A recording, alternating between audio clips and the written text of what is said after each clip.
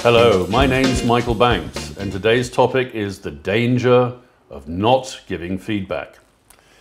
So, a few years ago, I worked with a client who worked for, at the time, the largest financial services firm in the world. She was in her early 40s and already a superstar in the company.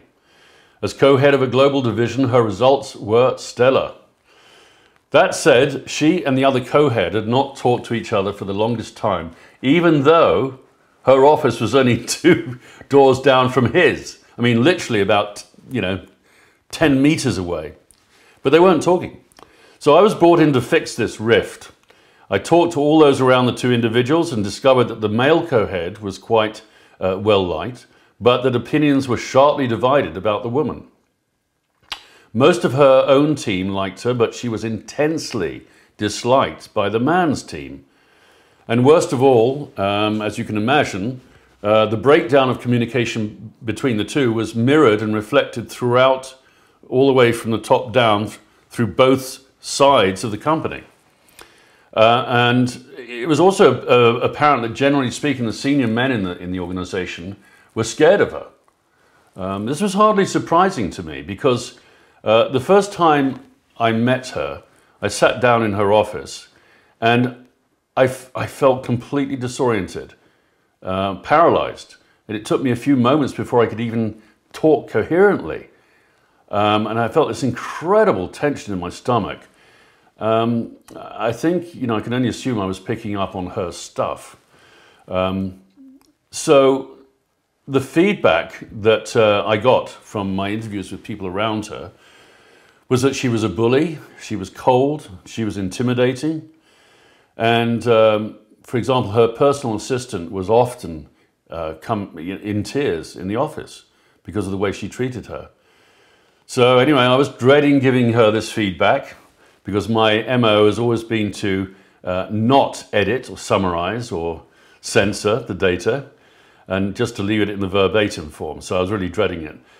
We sat down for a day and I took her through the data from top to bottom.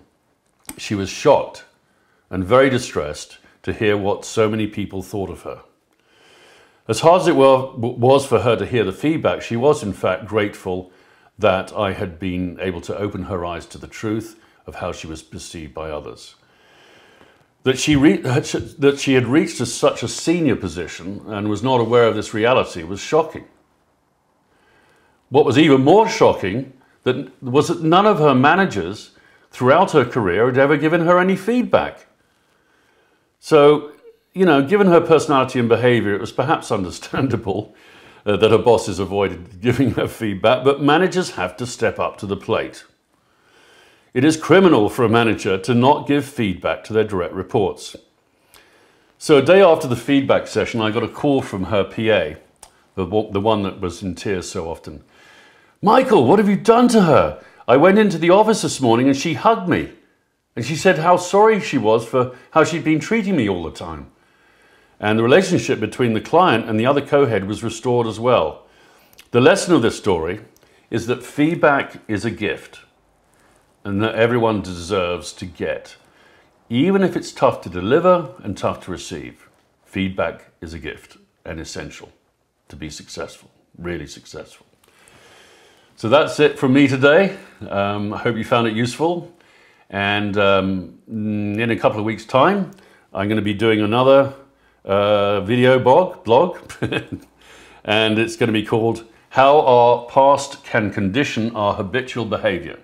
Until then, have a good time. Thank you.